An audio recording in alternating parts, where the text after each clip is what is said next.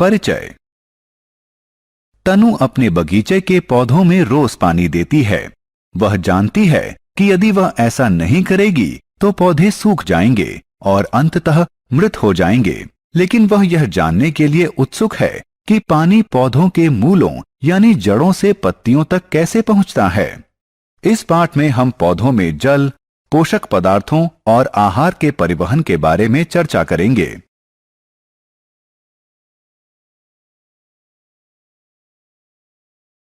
उद्देश्य। इस पाठ के अंत में आप निम्न करने में सक्षम हो जाएंगे: जड़ों का महत्व समझाना, जाइलम की भूमिका का महत्व समझाना, प्रकाश संश्लेषण को परिभाषित करना, फ्लोएम यानी पोषवाह की भूमिका को परिभाषित करना, वाष्पोत्सर्जन को परिभाषित करना। जड़ें। विभा अपने बगीचे से कुछ खरपतवार साफ करना चाहती है। उसने उन्हें निकालने की कोशिश की, लेकिन असफल रही। उसने देखा कि वो धरती से दृढ़ता से जुड़े हुए हैं। उसने अपने माली से मदद के लिए कहा। उसने थोड़ा प्रयास करके उन्हें निकाल दिया। उसने खरपतवार की जड़ों के निचले सिरों की तरफ लगे रेशों की तरफ इशारा किया, जिन्होंने मृदा को जकड़ रखा था। इन रेशों को मूल या जड़ कहते हैं। सभी पौधों में मूल होते हैं। मूल पौधे के शरीर के दूसरे भागों को जल और पोषक पदार्थ प्रदान करने में महत्वपूर्ण भूमिका निभाते हैं। मूलों में रोम होते हैं। मूल मृदा से जल और पोषक पदार्थ इन्हीं रोमों की सहायता से अवशोषित करती हैं। किसी मूल में जितने अधिक मूल रोम होंगे, वह उतना ही अधिक अवशोषण करेगा। पादप वाहिकाएं, जाइलम। नलीनुमा वाहिकाओं का एक जाल पादप के पूरे शरीर में फैला होता है। वाहिकाओं के इस तंत्र को जाइलम कहते हैं। ये वाहिकाएं विशेष कोशिकाओं से बने होते हैं। ये एक चैनल की तरह कार्य करते हैं जो मूलों को तने और शाखाओं के माध्यम से पत्तियों से जोड़ता है। जाइलम वाहिकाओं के माध्यम से जल और मृदा से अवशोषित घुले हुए पोषक पदार्थों को पादप के पूरे शरीर में ले जाता है।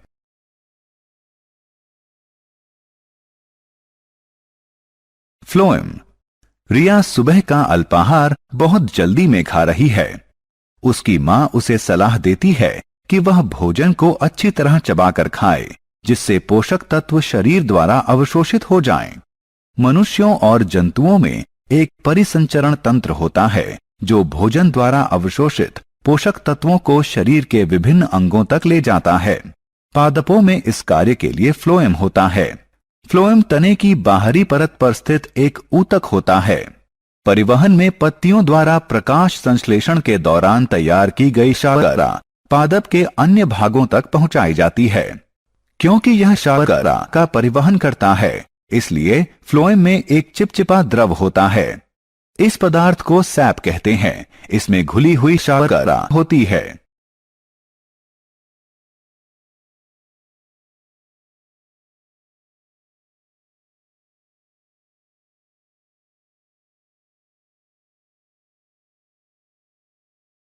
प्रकाश संश्लेषण। जैसे मनुष्यों को जीवित रहने के लिए भोजन की जरूरत होती है, उसी तरह पादपों को भी जीवित रहने के लिए भोजन की जरूरत होती है। प्रकाश संश्लेषण वह प्रक्रम है जिससे पादप अपने भोजन का निर्माण करते हैं। प्रकाश संश्लेषण शब्द दो शब्दों प्रकाश यानी सूर्य का प्रकाश और संश्लेषण यानी तैयार करना से बना है।